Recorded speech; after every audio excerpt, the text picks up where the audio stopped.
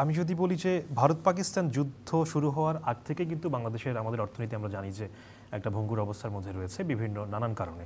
সেখানে শেয়ার বাজারেরও একটা বিভিন্ন সময় দরপতনের একটা প্রবণতা ছিল, কিন্তু তার মধ্যে ভারত পাকিস্তান যুদ্ধ শুরু হওয়ার পরে গত বুধবার আমরা দেখেছি শেয়ার বাজারে ব্যাপক হারে দরপতন হয়েছে।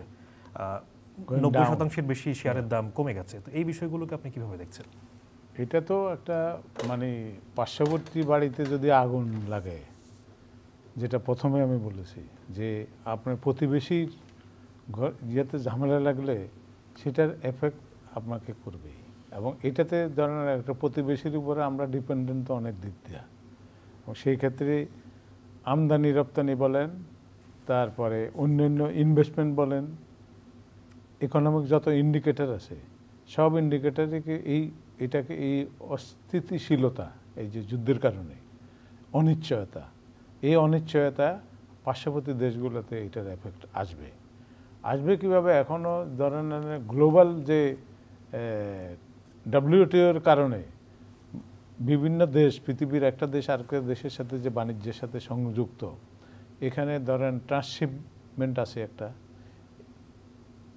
করিডোর আছে, সিস্টেম আছে, এক দেশ থেকে আরেক দেশে ট্রান্সপোর্টেশনের জন্য সেটা আছে। সেটারও কিন্তু আমরা বাধাগ্রস্ত হবে যদি ইন্ডিয়াতে যদি জরুরি অবস্থা ঘোষণা হয় বা অন্য ধরনের কোনো ধরনের ইয়ে থাকে, তখন রাষ্ট্রীয়ভাবে জরুরি যুদ্ধ ঘোষণা করলে তো তখন রাষ্ট্রীয় জরুরি অবস্থা থাকবে।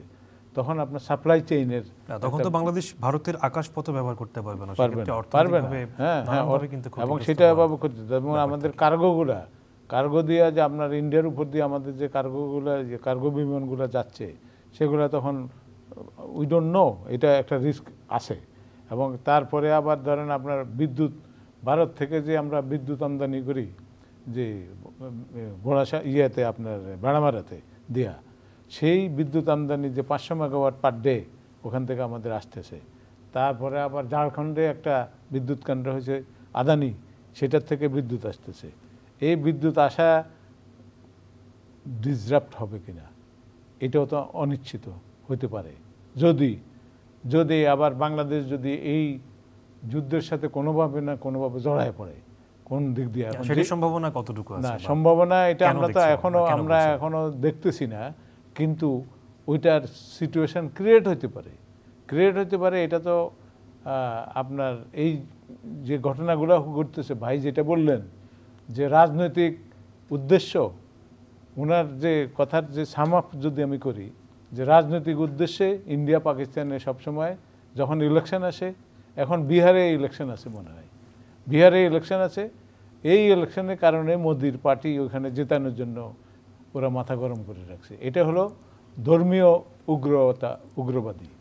এবং সেম উইথ ইন পাকিস্তানেও কিন্তু আপনার ধর্মীয় উগ্রবাদীরা যখন সুযোগ পায় তখন এটাকে মানে ইন্সপায়ার করে তখন ওইখানেও একটা ঝামেলা লাগায় দেয়। আমরা কি এই যেটা নিয়ে বাংলাদেশের অর্থনীতির যে ক্ষতিকর দিকগুলো হতে পারে সেটা নিয়ে আলোচনা করছি, আমরা কি এটাও মানে বলতে পারি কিনা, যেহেতু 5 আগস্টের পরে ভারতের সাথে কিন্তু আমাদের সম্পর্কের একটা অবনতি আমরা দেখতে পাই, সেটা বাণিজ্যিক ক্ষেত্রেও কিন্তু দৃশ্যমান।